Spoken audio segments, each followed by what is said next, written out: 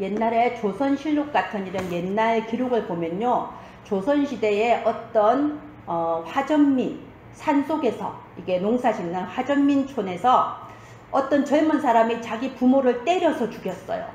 예, 그래서 잡혀온 겁니다. 그래서 그 고을의 현감이 아니 이렇게 무서운 죄를 저지를 수가 있냐, 원래 조선이 유교 국가잖아요. 이런 강상을 범하는 죄를 저지를 수가, 그랬는데 문제는 이 사람이 전혀 자기가 잘못했다는 걸 모르는 거예요. 이 사람은 아니 그냥 평소에 하는 것처럼 때렸을 뿐인데 그냥 죽었다는 거예요. 뭘 잘못했는지 모르겠대요. 그게 정말 현감이 보니까는 답이 안 나는 거야. 진심으로 자기가 뭘 잘못했는지를 모르는 겁니다.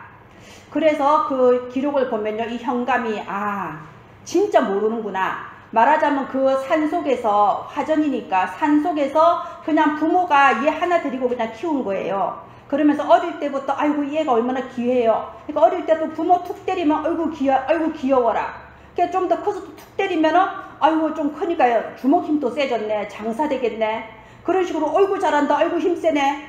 이러니까 커서도 아무렇지 않게 부모를 때린 거예요. 그러다가 이제 나이가 들면서 주먹 힘이 점점 세지고 부모는 약해지니까 평소에 한 것처럼 때렸는데 돌아가셔버린 거예요. 그래서 자기는 진짜 뭐가 잘못된 건지 몰라. 배워본 적이 없거든. 그래서 현감이 일단은 얘는 지금 사형시킬 게 아니고 일단 감옥에서 가르친 거예요. 이게 이제 그 가르칠 만한 훈장, 서당 훈장 이런 사람들을 붙여줘서 몇 달에 걸쳐서 가르친 겁니다. 유교의 그 예의를.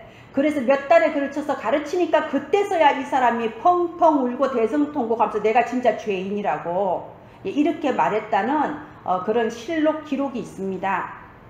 모르는 게 죄입니다. 모르는 것만큼 무서운 죄가 없습니다. 호세아서 4장 6절에 내 백성이 지식이 없어 망하는도다 라고 되어 있습니다. 지금 코로나19가 너무 큰 뉴스라서 여기에 가려져 있지만요, 사실은 코로나19 말고도 지금 굉장히 이상한 질병들이 계속 생기고 있어요.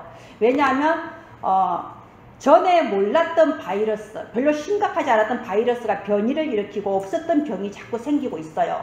그리고 지금 보면은 그 조류독감도 지금 고병원성 AI가 또 발견됐다고 뉴스에 나오더라고요. 이런 눈에 보이는 육신적인 질병 말고도 눈에 안 보이는 정신질병은 또 어쩔 겁니까? 점점 더 심해지고 있고요. 자살률도 점점 올라가고 있지 않습니까? 그리고 여기에서 오는 경제재앙, 코로나 때문에 전 세계가 지금 안 그래도 불경기였는데 코로나 때문에 더 심해졌죠. 경제재앙. 그리고 사실은 그런 것보다 더 무서운 재앙이 있어요. 기후재앙. 지금 전국과 세계에 한 번도 겪어보지 않았던 날씨, 한 번도 겪어보지 않았던 기후재앙이 들이닥치고 있습니다. 지금 이 땅에 계속해서 재앙이 들이닥치는데 이유를 몰라요. 진짜 해결책도 모른다 이겁니다. 사람들은요, 이 복지를 가지고 좀 해결을 해볼까 이렇게 생각하지만요, 그게 근원적인 해결은 안 됩니다. 원래 어릴 때 접한 건 뭐든지 좀 크게 각인이 되잖아요. 저는 초등학교 2학년, 국민학교 2학년 때, 지금도 기억이 납니다. 국민학교 2학년 때 신문 읽는 게 취미였어요.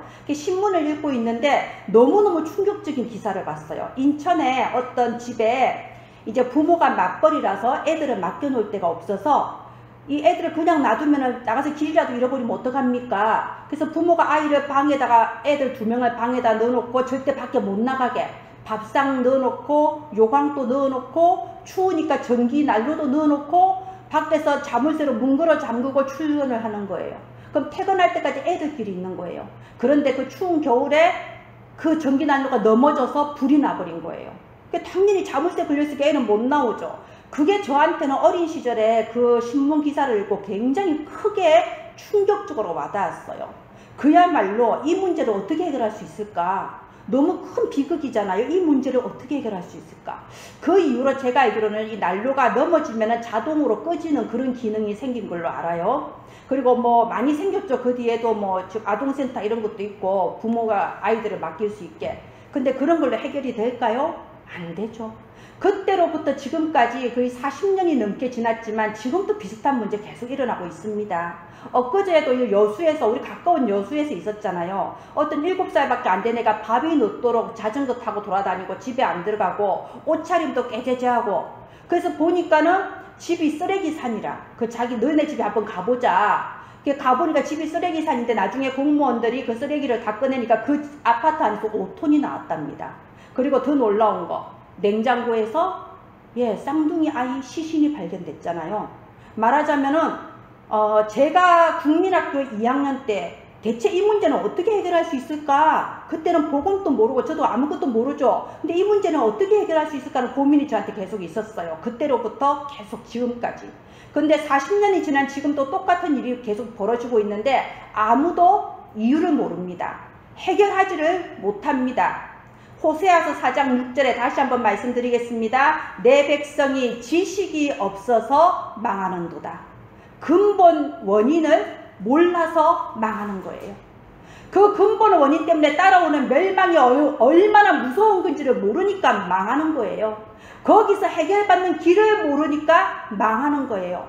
그래서 모른다는 게 뭐냐? 무지몽매하다 그러는 겁니다.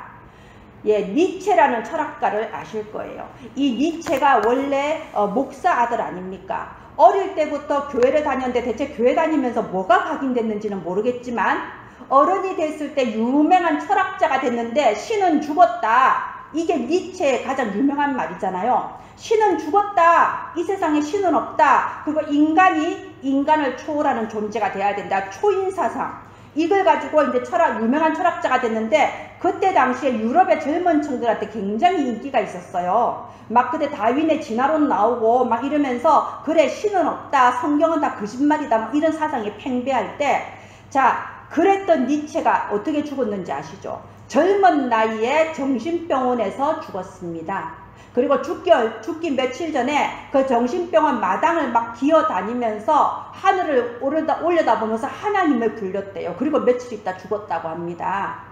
보세요. 그렇게 철학자, 그렇게 엘리트인데도 가장 중요한 지식에 있어서 무지몽매했다 이겁니다. 여러분 케네디 대통령 아시죠? 케네디 대통령이 대통령 당선됐을 때 굉장히 국민의 사랑을 받았어요. 가장 젊은 대통령이었어요. 40대 대통령. 그리고 우리 사진 보면요 잘생겼잖아요. 그 안에 제클린 케네디도 예쁘잖아요. 그래서 대중적인 인기가 굉장히 컸습니다. 그런데 케네디 대통령이 어떻게 죽었나요? 백주 대낮에 암살당해서 죽었죠. 백주 대낮에 국민들 앞에서 퍼레이드 하다가 죽었어요. 머리가 깨져서 죽었어요. 그야말로.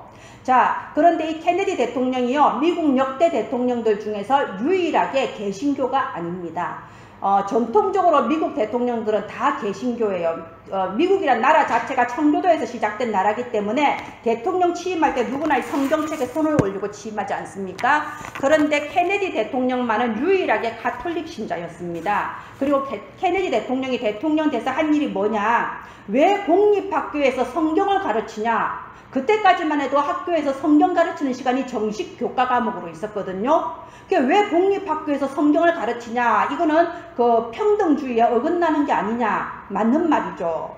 저도 아마 그렇다고 생각했을 거예요. 그래, 그건 그렇지. 왜냐면 학교에는 모슬렘도 있을 수 있고 불교 신자도 있을 수 있는데 일률적으로 가르치는 건 좀 아닌 것 같아. 그 케네디 대통령이 너무 맞는 말을 하면서 학교 안에서 성경 교과 과목을 없애버렸어요. 그런데 어떻게 됐나요? 케네디 대통령 자신이 비참하게 죽은 거는 뭐 그렇다고 치고 케네디 대통령의 형, 동생, 조카들 전부 다 정상적으로 죽은 사람이 없어요. 비명 행사하거나 정신병원에서 죽었습니다. 다 그랬어요. 그리고 이 학교에서 이렇게 정식적으로 성경 가르치는 그 시간이 없어지고 난 뒤에요. 학교 안에 지금 한 번씩 뉴스 나오죠. 미국의 고등학교나 뭐 학교에서 총기 난사 사건. 그런데 참 이상한 게요. 총기 난사 사건이 막 일어났을 때는 인터넷 검색하면 그 뉴스가 떠요. 몇 달만 지나보세요. 안 나와요. 이게 민주주의 사회, 자유주의 사회 전부 다 이렇게 사람을 속이는 허상이라니까요. 얼마나 언론 통제가 되는데요. 구글에 한번 검색해 보세요. 조금만 지나면 미국에서 일어난 학교 총기 난사, 뭐 마약, 청소년 싹 자료 다 지워집니다.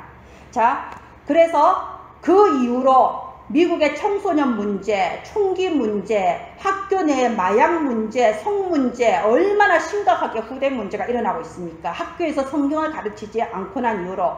자, 이런 니체나 케네디 같은 사람은요, 세상에서는 굉장히 엘리트예요. 많이 배우고 지도층 인사입니다. 근데 영적으로는 뭐라고요? 무지몽매한 사람들이다 라고 하는 겁니다. 무지, 알지 못한다. 몽매, 어두울 몽자에 어두울 매자입니다. 말하자면 빛이 비치지 않으니까 모르는 거예요.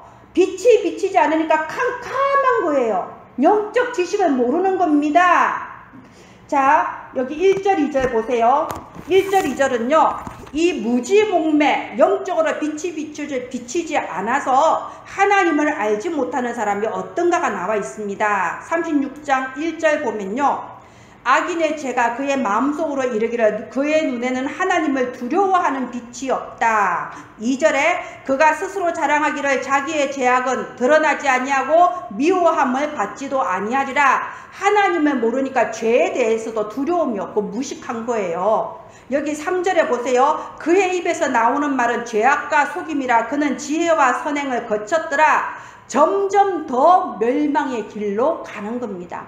옆에서 권면을 해줘도 안 듣는 겁니다. 생각하는 모든 것이 악한 거예요. 그러면서 마음속으로 생각하죠. 들키지만 않으면 돼. 누가 알겠어? 왜? 하나님을 믿지 않으니까, 하나님을 모르니까 사람 눈에 들키지만 않으면 된다고 생각하는 거죠. 자, 4절에 보면요, 그는 그의 침상에서 죄악을 꾀하며 스스로 악한 길에 서고 악을 거절하지 아니하는도다. 이게 무슨 말이죠?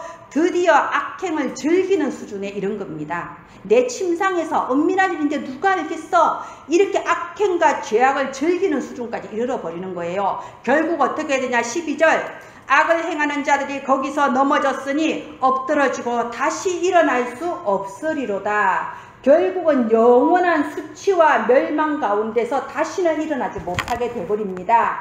빛이 비치지 않으면 이렇게 돼요. 빛이 비치지 않으면 어때요? 캄캄하잖아요. 어둡잖아요. 안 보이잖아요. 근데 바로 내 코앞에 낭떠러지가 있어도 모르는 겁니다. 멸망의 길로 달려가는 겁니다. 그래서 오늘 9절에 보세요. 9절, 진실로 생명의 원천이 주께 있사오니 주의 비단에서 우리가 빛을 보리이다. 10절에 주를 아는 자들에게. 이 말이 뭔 말입니까? 하나님께서 생명의 빛을 비춰주셔야 하나님을 알게 된다, 그 말인 겁니다. 빛이 비치지 않으면 하나님을 몰라요. 영적으로 전혀 무지몽매해버립니다. 우리가 하나님을 선택해서 믿는 것이 아니고요, 하나님께서 우리한테 빛을 비추어 주셔서 하나님을 알게 하시고 하나님의 이 축복의 백성이 되게 해주셨어요. 이게 바로 우리가 받은 축복이, 우리에게 이 그리스도의 빛이 비쳤습니다. 우리에게 그리스도의 빛이 비친 것에 대한 감사가 있기를 바랍니다. 자, 하나님께서 이미 우리의 가문에 빛을 비추셨습니다. 자, 우리가 불 켜는 거 한번 생각해 보세요. 옛날에는 집에 벌레들이 많았어요. 그래서 특히 부산은 항구라서 벌레가 더 많아요. 바퀴벌레. 그래서 밤에 퇴근해서 집에 들어가서 불을 탁 켜면요, 화다닥 하면서 바퀴벌레가 도망가는 게 눈에 보여요. 예. 그러니까 평소에는 이렇게 사람들 없을 때 밖에 나와 돌아다니다가 불 딱 켜고 들어가면 바퀴벌레가 확 도망갑니다. 예, 지금 또 그런 집 있어요. 자, 이게 뭐냐? 불을 딱 켠 순간에 어둠은 도망가는 거예요. 우리가 불을 탁 켰는데 막 이 어둠이 물러가지 않으려고 막 애를 쓰다가, 아니야 그래도 막 빛이 막 비치다가 어둠이 막 애를 쓰다가 결국은 어둠이 사라지고 불이 환하게 비치는 그런 법은 없습니다. 빛이 비추는 순간에 바퀴벌레가 도망가고 어둠은 물러가는 것처럼요, 우리의 가문에 하나님께서 이미 생명의 빛을 비추셨음을 믿기를 바랍니다. 영국의 학자 중에 스코트라는 사람이 있습니다. 이 사람은 평생 동안 여러 권의 책을 쓴 아주 유명한 학자인데요. 이 사람이 죽을 때가 돼서 이제 자기 아들, 딸들을 옆에 다 모으고 책을 가져오느라 그랬어요. 그래서 아들이 어떤 책요? 아버지 서재에 책이 몇천 권이 있는데 어떤 책을 가져올까요? 하니까 내가 지금 죽을 때가 됐는데 무슨 책을 가져오라고 하겠냐? 성경책 가지고 와라. 하나님의 말씀 가지고 와라. 그래서 죽기 전에 자기 아들, 딸들에게 마지막으로 하나님을 믿으라는 그 믿음을 말하고 죽었다고 합니다. 시편 14편 1절에 어리석은 자는 그의 마음에 이르기를 하나님이 없다 하는도다. 그리고 잠언 9장 10절에 여호와를 경외하는 것이 지혜의 근본이라 돼 있습니다. 자, 누가 지혜로운 사람이죠? 하나님을 아는 자, 하나님을 경외하는 자. 이 세상에 박사학위 받은 사람이 지혜자가 아닙니다. 하나님을 아는 여러분이 바로 참 지혜자입니다. 자, 5절 보세요. 오늘 시편 36편 5절에 보면요, 5절에 여호와여 주의 인자하심이 하늘에 있고 주의 진실하심이 공중에 사무쳤으며 하나님을 아는 자는 그 인자와 진실을 누리게 됩니다. 6절 7절에 보면요, 7절에 하나님이여 주의 인자하심이 어찌 그리 보배로운지요 사람들이 주의 날개 그늘 아래 피하나이다. 하나님을 아는 자는 하나님의 날개 그늘 아래 보호를 받게 됩니다. 재앙을 피하게 됩니다. 또 8절에 보세요. 8절에 그들이 주의 집에 있는 살찐 것으로 풍족하게 되며 주께서 주의 복락의 강물을 마시게 하시리이다. 하나님을 아는 자는 풍족하게 되고 복락의 강물을 마시게 된다고 되어 있습니다. 9절과 10절은 무슨 내용입니까? 하나님을 아는 자는 생명의 원천을 얻게 되고 인자와 공의를 누리게 된다, 이 말입니다. 돈을 많이 벌면 성공한 사람일까요? 아닙니다. 하나님을 아는 사람이 참된 성공자이고 참된 지혜자입니다. 바로 내가 가장 성공자고 가장 지혜자다, 이 사실을 믿기를 바랍니다. 여러분한테 지금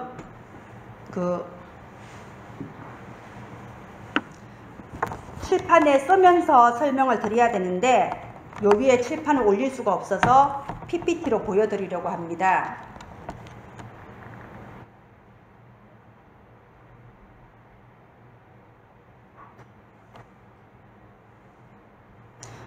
시편 119편 109절에 보면요, 주의 말씀은 내 발의 등이요 내 길의 빛이니이다 라고 되어 있습니다.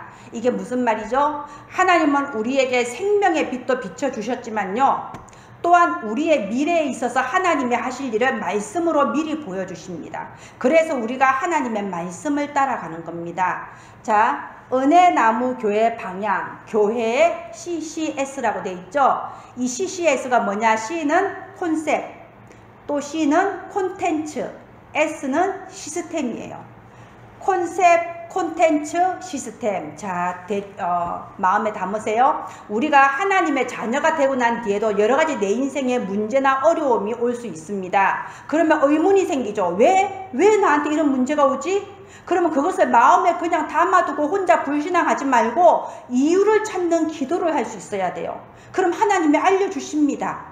자, 이 시간에도 말씀드리겠어요. 왜 구원받은 나에게 만사형통, 왜 문제 해결이 안 되고 자꾸 어려움이 오냐?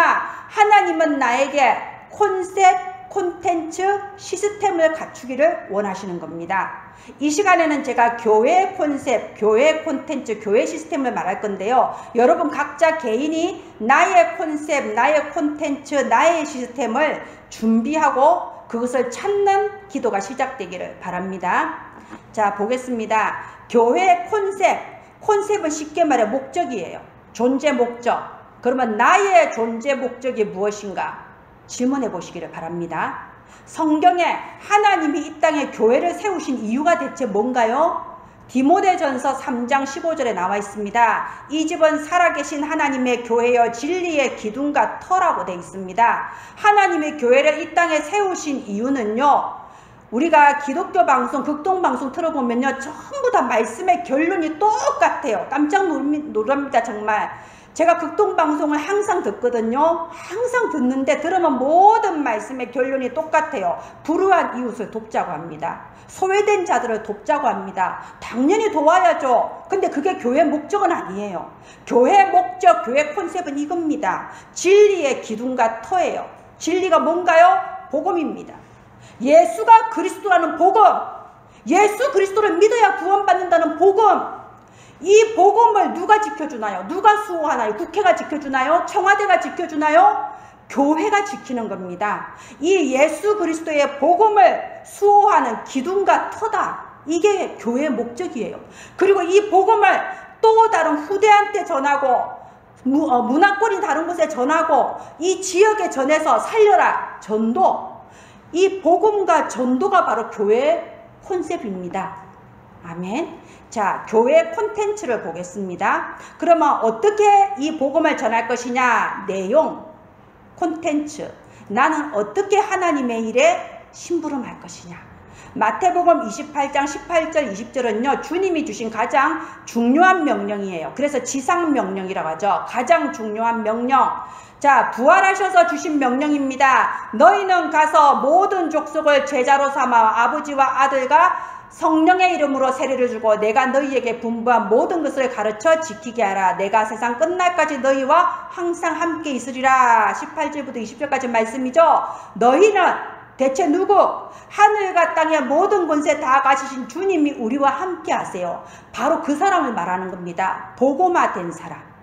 일단 교회에 오면요 복음화가 가장 먼저 일어나야 될 거예요. 먼저 내가 이 예수 그리스도 복음화를 누리고 가서 현장화, 그 다음에 제자화, 가르쳐 지키게 하라는 전도화, 그리고 함께 하라는 교회화예요. 자, 이게 대체 그럼 무슨 뜻이냐 지금부터 보겠습니다. 복음화라는 것은요 내가 예수 그리스도 복음을 내 것으로 늘 누리는 건데 어떻게 24시 누리냐? 삼감사 타임. 예, 이걸 보통 사모늘이라고 하죠. 근데 너무 사모늘에 대해서 오해가 많아서 사모늘 강의하시는 분들이 너무 사모늘을 막 어렵게 풀어서 강의하고 이래서 사모늘은 무슨 고문처럼 여겨요. 그래서 사모늘에 대해서 오해가 많아서 우리 교회는 좀 누구나 지속할 수 있도록 쉽게 했어요. 그래서 삼감사 타임, 이거 사모늘입니다. 삼감사타임 가장 쉽고 쉬워야 지속할 수 있잖아요. 삼감사타임조차도 지속 못하는 이 판국에 일주일에 한 번 하시는 분은 일주일에 2번 하시고 2번 하시는 분들은 3번 될 수 있으면 매일 삼감사타임 되기를 바랍니다. 왜 해야 되냐? 이거 아니면 답이 없어요. 사실은 삼감사타임 아니면요 복음화 될 방법이 없어요. 다른 방법이 있으면 저도 다른 거 더 쉬운 거 하라고 하겠는데 차라리 돈 1000만 원 헌금하라 이러면 더 쉽겠는데 그게 아니라니까요. 방법이 이거밖에 없습니다. 삼감사타임 무조건 하셔야 돼요. 삼감사타임을 지속하다 보면 이게 현장화가 되는데요. 현장화가 대부분 안 됩니다. 그래서 개인이 항상 영적으로 미자립 상태인 거예요. 누가 도와주지 않으면 신앙이 서지를 못하고 교회도 미자립인 거예요. 자, 현장화는 뭐냐? 삶 회복이 된 사람이 현장화입니다. 이 좋은 복음을 받았으면 복음의 능력이 나의 현장으로 그대로 연결이 돼야 될 거 아닙니까? 예수 믿고 하나님 자녀라서 네 삶은 도대체 왜 그래? 대부분 이런단 말이에요. 그래서 현장화가 안 된다고 하는 겁니다. 자, 삶 회복, 뭐가 회복인가요? 나의 가정이 회복이 되고 나의 현장이 1인 1다락방 나의 현장이 회복이 되고 나의 경제가 하나님 일에 온전히 심부름한 만큼 나의 경제가 회복되고 이게 삶 회복이에요. 예, 이런 거 회복 안 돼도 예수 믿으면 구원 받습니다. 영접하면 구원 받아요. 그 구원은 변하지 않습니다. 그러나 이 삶 회복이 되지 않으면 현장화가 되지 않으면 개인이 행복하지가 않아요. 아, 내가 구원받은 하나님 자녀라는 건 알겠는데 나는 여전히 우울하고 나는 여전히 불행한 거예요. 혹시 도우면 엮어주세요. 자, 그래서 이 현장화가 되어져야 되는데요. 복음화에서 현장화 넘어가기가 굉장히 힘들어요. 그래서 넘어가는 방법은 뭐라고요? 하나밖에 없습니다. 사모늘, 삼감사타임 지속밖에 없는 겁니다. 자, 그 다음에 제자화, 이게 삼서밋이에요. 이렇게 삶 회복이 되고 나면요 드디어 영적 서밋, 기능 서밋, 문화 서밋이 되어지는 겁니다. 나 혼자서 삼감사타임을 지속하면 내가 영적 서밋인데요. 그것이 내가 직장 현장 나의 업에서 최고라는 유일성의 증거가 나타나고 마침내 그래서 내 직장 내가 있는 현장에서 그곳의 문화를 재창조할 수 있는 문화 서밋까지 이렇게 3서밋 되는 게 제자화인데 이게 교회의 목표예요. 우리가 우리의 후대를 이렇게 길러야 될 거 아닙니까? 그리고 전도화. 드디어 전도가 나왔어요. 말하자면은 그냥 나가서 한 명 영접하고 이런 전도 말고요. 나의 업이, 나의 기능이 전도와 연결되는 것을 말하는 겁니다. 대부분 이중생활 하잖아요. 교회에서의 생활이 다르고 내 현장에서의 생활이 다르고 영 따로 놀아버리잖아요. 그게 아니고 나의 삶의 현장, 나의 기능이 이 전도와 연결되는 거. 그게 3기업이에요. 선교기업, 문화기업, 사회적 기업. 들어보셨을 거예요. 이게 뭐가 있죠? 사회적 기업 대부분 지금 불신자들이 다 장악하고 있어요. 왜냐하면 이거 이제 돈이 걸려 있거든요. 국가 예산을 받잖아요. 그러니까 불신자들이 이거 사회적 기업 하나 따내려고요. 사회적 협동조합 이런 거 따내려고요. 아주 피 터지게 싸웁니다. 뒤에서 온갖 계계를 다 씁니다. 그런 내 개인의 유익을 위해서가 아니라 전도를 위해서 사회적 기업, 문화적 기업, 성교 기업, 어린이집, 아동센터, 뭐 노인요양센터 또는 여러가지 문화행사를 기획하는 그런 기획회사 이런 모든 것이 내가 가지고 있는 기능과 업을 통해서 전도와 연결되는 거 이거 기도하셔야 돼요. 하나님이 나에게 지금까지 기능을 주시고 공부하게 하신 것은 이때를 위함이 아니냐 내 기능은 어느 분야를 통해서 헌신할 것인가 기도하면서 찾으셔야 됩니다. 이게 전도화예요. 여기까지 가야 됩니다. 자, 그 다음에 교회화. 자, 보세요. 우리 교회가 전도, 선교, 후대 공동체를 놓고 계속 기도하고 있죠. 왜 이게 교회화냐? 전도 공동체, 선교 공동체, 후대 공동체가 진짜 교회예요. 진정한 교회는 바로 이런 게 교회입니다. 아멘. 교회 하나님께서 교회를 세운 목적이 디모데전서 3장 15절 이 예수 그리스도 복음 진리로 다른 현장을 살리라는 건데 전도하는 공동체, 선교하는 공동체, 후대 공동체 이게 참된 교회화예요. 여기까지 가야 되는 겁니다. 자, 말하자면요. 이 복음화는 씨를 뿌린 거예요. 그 다음에 현장하는 뿌리를 내리는 겁니다. 씨만 뿌리면 뭐예요? 뿌리를 내려야 이제 제대로 이제 크겠구나. 우리가 안심이 되잖아요. 교회도요. 처음에 설립 예배 드리고 시작했습니다. 그러면 그 다음에 뿌리 내리기까지가 엄청나게 힘들어요. 뭐 대부분 교회가 그래도 개척할 때 그래도 기존 개척 멤버 한 10명 또 가족 이렇게 데리고 하잖아요. 저 같은 경우는 김지영 혼자 시작했잖아요. 제가 느꼈습니다. 와, 김지영 혼자 시작해서 10명 만들기가 너무너무 힘드네. 진짜 힘드네. 그런데 10명에서 시작해서 30명, 50명 정도 된 교회 봤을 때 제가 느낀 게요. 처음에 함께 시작해도 10명이 다 사라지는 걸 봤어요. 맞으면 개척 멤버는 개척만 해주고 떠나더라고요. 저는 개척하기 전부터 그거 놓고 기도했어요. 하나님, 저는 제가 개척하는 것 때문에 아무도 상처받지 않게 해주세요. 제가 개척하는 것 때문에 그 누구하고도 마음 상하는 일이 없게 해주시고 또 제가 함께 개척한 멤버는 끝까지 함께 가게 해주세요. 저 개척하기 전부터 그렇게 기도했습니다. 10명 만들기 너무 힘들더라고요. 하나님께서 광주에서 제일 중요한 여러분들 모아주셔서 지금까지 왔는데 제가 봤을 때는 우리 교회가 지금 이 정도까지 온 것 같아요. 이제 숫자에 상관없이 그래도 이 정도까지 온 것 같아요. 이제 여러분의 가정과 현장과 경제를 이제 치유하시고 회복시켜 나가시는 시간표인 것 같아요. 자, 그 다음에 성장하는 거죠. 이제 커져가는 겁니다. 언제까지 우리끼리 있으니까 좋다 이게 아닙니다. 성장해 나가고 열매가 맺혀지고 우리의 삶이 내가 배운 기능과 내가 가진 자격증이 실제로 생명 살리는 것과 연결되어져서 마침내 데살로니가 전서 1장 7절에 모든 믿는 자의 본이 되었느니라. 모델교회. 성경적인 교회가 저거구나. 교회가 원래 저런 거구나. 모델이 될 만큼의 교회가 돼야 되는 겁니다. 이게 우리 교회의 또 모든 교회 콘텐츠입니다.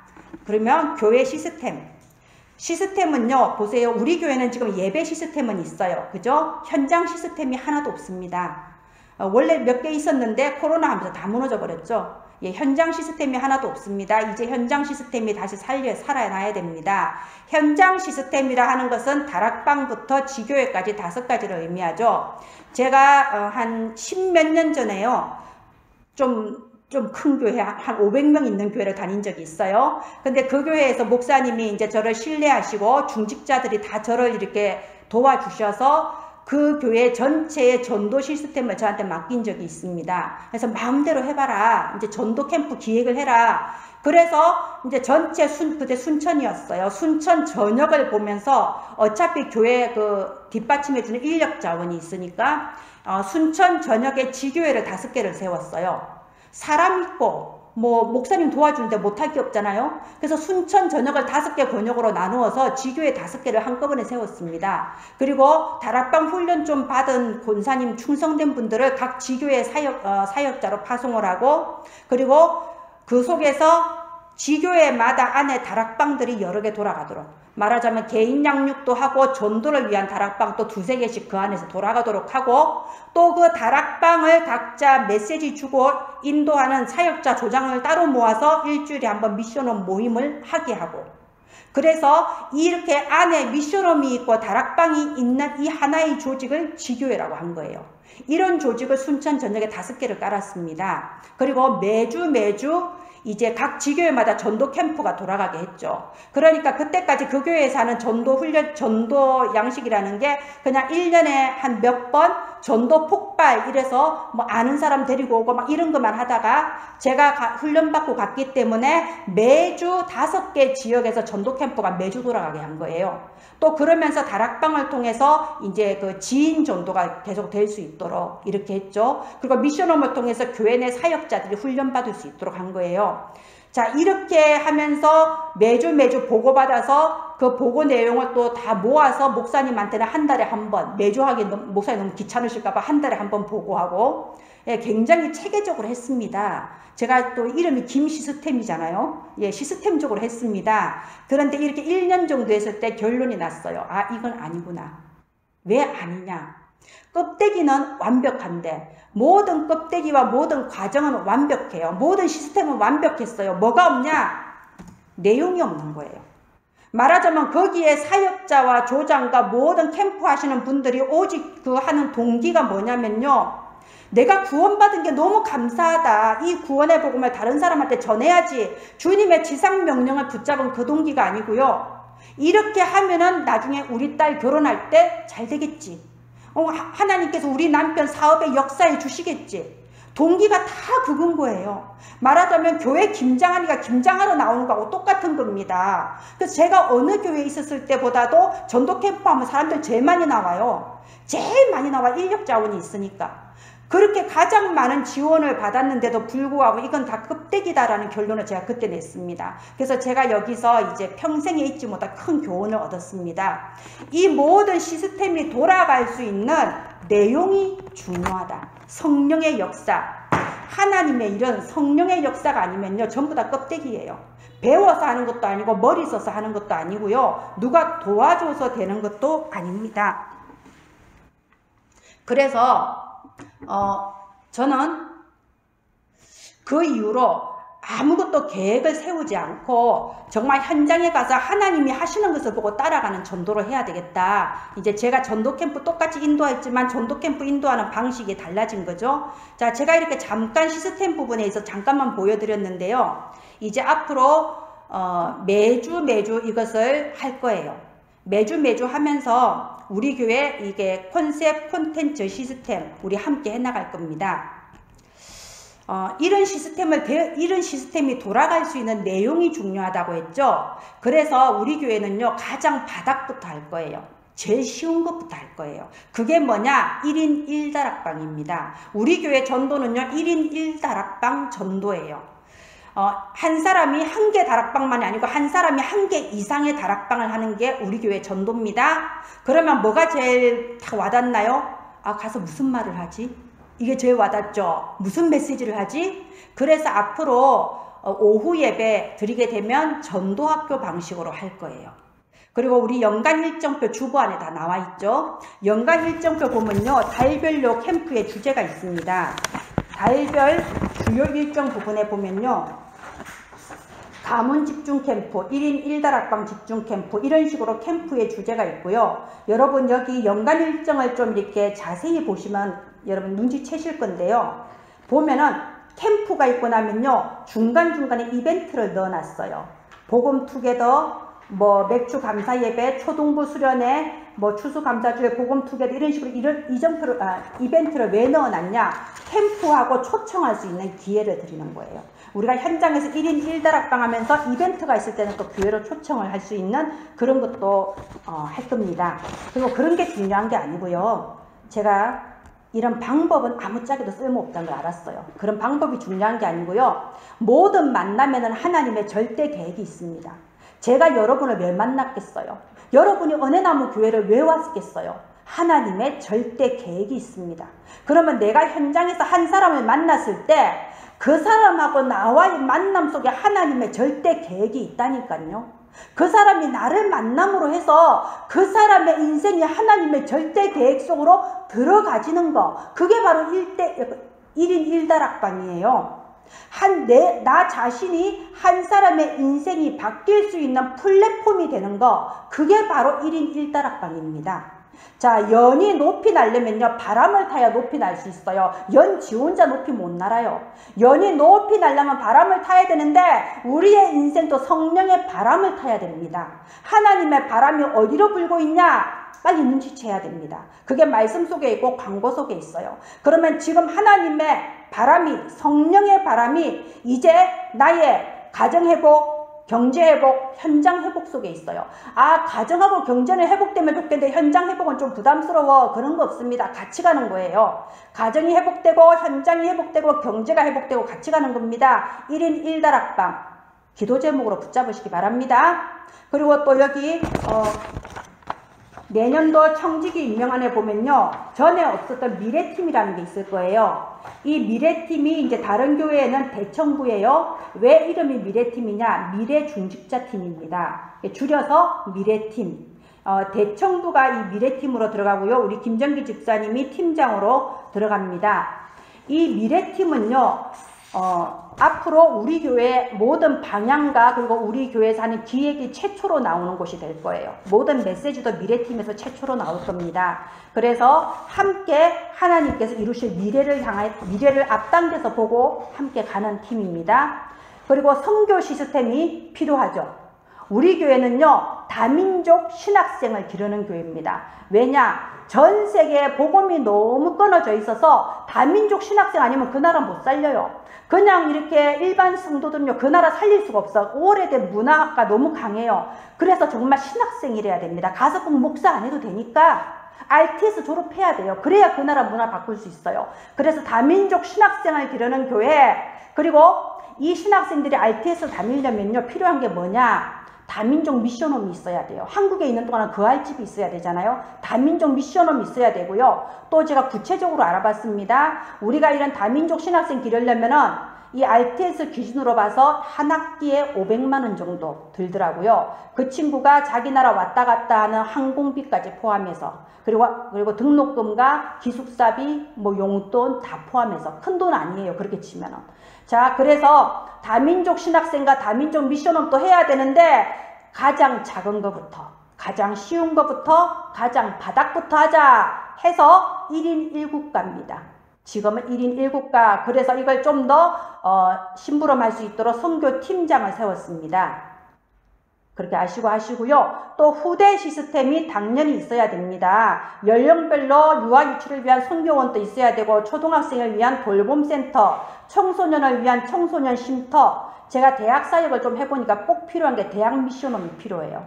대학생들이 거기서 먹고 자고 하면서 메시지 받고 기도할 수 있는 대학 미션홈이 반드시 필요합니다. 우리 교회는 광주여대 호남대학이 가까운 데 있어요. 우리 교회 진짜 대학 미션홈 해야 됩니다. 그래서 당장 못하지만 할 수 있는 가장 작은 것부터 가장 쉬운 것부터 하는 게 서밋 교실. 이 지금 토요일에 초등부 모임이 있는데요. 이걸 서밋 교실로 이제 발전시켜 나갈 거예요. 예, 아시고 기도해 주시기 바랍니다. 그리고 하나님께서 이제 우리 교회 새 가족들을 점점 보내실 거예요. 그러면 이 새 가족들을 우리가 도와줄 수 있고 또 그리스도의 절대 제자로 세우는 게 하나님께서 우리에게 주신 사명입니다. 이 일에 심부름할 수 있도록 새 가족부 지금 세워졌습니다. 이유가 있어서 이렇게 지금 다 짜져 있는 것을 아시고 2021년도에 우리의 능력이 필요한 게 아니고 믿음이 필요해요. 믿음만 있으면 하나님 하십니다. 결론, 믿음의 큰 그릇.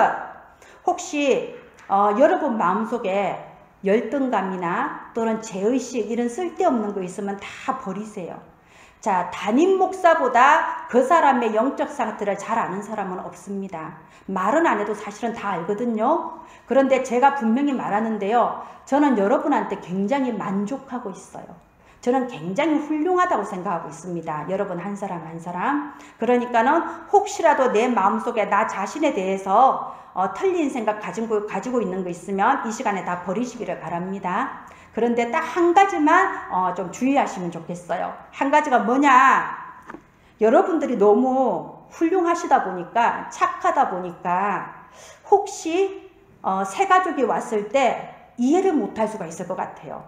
무슨 말인지 알겠죠? 새가족이 왔을 때 새가족들은 아무래도 아직 불신자 때 살았던 삶의 모습이 남아있잖아요. 아, 대체 왜 저래? 이해가 안 되네? 그럴 수도 있겠다는 생각이 들더라고요. 그래서 그거 하나만 조심하면 됩니다. 그게 그릇이거든요. 어떤 그릇? 앞으로 내가 받을 축복의 그릇입니다.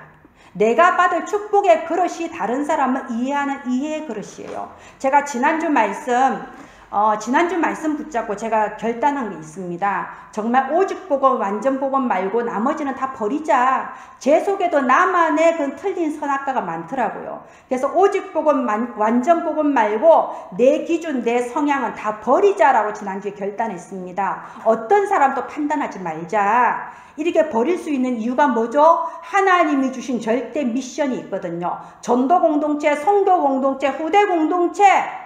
이 사람 걸려내고 저 사람 걸려내면 어떻게 공동체 할 겁니까? 그리고 하나님께서 주신 절대 목표가 있거든요. 한 사람이 한 지역과 한 나라와 한 분야를 살릴 중직자가 되는 것. 그리고 하나님께서 우리의 후대를 통해서 시대 살릴 서밋이 되게 하시는 렘넌트 서밋 시대. 여러분 좀 어떻게 생각하실지 모르는데요. 저는 제가 왜 호남에 있냐 이런 생각을 거의 한 20년 전부터 했어요. 제가 호남에 산 지 한 30년 살았거든요. 내가 왜 이렇게 전라도에 있냐 그런 생각을 수없이 했습니다. 그 와중에 하나님께서 내게 답 주신 게 호남의 렘넌트들을 기르라고. 그러면서 제가 호남 봤을 때요. 너무 상처가 많은 동네잖아요. 그죠? 그래서 하나님 우리에게는 복음 대통령이 필요합니다. 보수 대통령도 아니고 진보 대통령도 아니고 복음 대통령이 필요합니다. 다른 지역이 아니고 이 호남 렘넌트 중에서 복음 대통령이 세워지게 하옵소서. 하나님께서 그 일을 위해서 심부름하고 나를 이곳에 붙들어 주신 줄 믿습니다. 저는 하나님 앞에 그 믿음이 있습니다. 우리의 렘넌트가 서밋으로 선다는 게 지금 그 말이에요. 우리의 렘넌트들이 문화, 정치, 경제 모든 분야에서 시대 살리는 서밋이 되는다는 그 절대 목표가 있기 때문에 나머지는 버릴 수 있다 이겁니다. 하나님이 빛을 비추셔서 우리 교회가 걸어갈 길을 환하게 보여주셨습니다. 우보천리라는 말이 있어요. 소의 걸음으로 천리를 간다는 말입니다. 설령 느리더라도 여러분 빠른 방향으로 빨리 가는 게 틀린 방향으로 빨리 가는 게 중요한 게 아니죠. 바른 방향으로 가는 게 중요해요. 바른 방향으로 느리더라도 꾸준히 가는 거예요. 그러면 우리가 기도해야 될 거는 하나님 나에게 믿음의 큰 그릇을 주옵소서. 나에게 어려움이나 문제가 있더라도 그 어떤 일이 있어도 흔들림 없이 갈 수 있는 믿음의 큰 그릇을 주옵소서. 혹시 내가 잘못하면은 그것 때문에 낙심하고 무너지는 것이 아니라 그 부분을 고치고도 계속 또 갈 수 있는 믿음의 그릇을 주시고 혹시 다른 사람이 잘못해도 기다려서 함께 갈 수 있는 믿음의 그릇을 주옵소서. 우리가 이 기도를 하기 바랍니다. 오직 여호와를 신뢰하라. 끝까지 걸어갈 수 있는 믿음의 큰 그릇이 되게 하옵소서. 이 기도 제목이 2021년도 우리의 기도 제목이 될 것입니다. 예, 이 시간 하나님 말씀 붙잡고 함께 기도하겠습니다. 하나님 모든 불신앙이 무너지게 하시고 우리의 인생에 가장 가치 있는 하나님의 절대 계획을 향하여 올인되게 하옵소서. 함께 기도하겠습니다.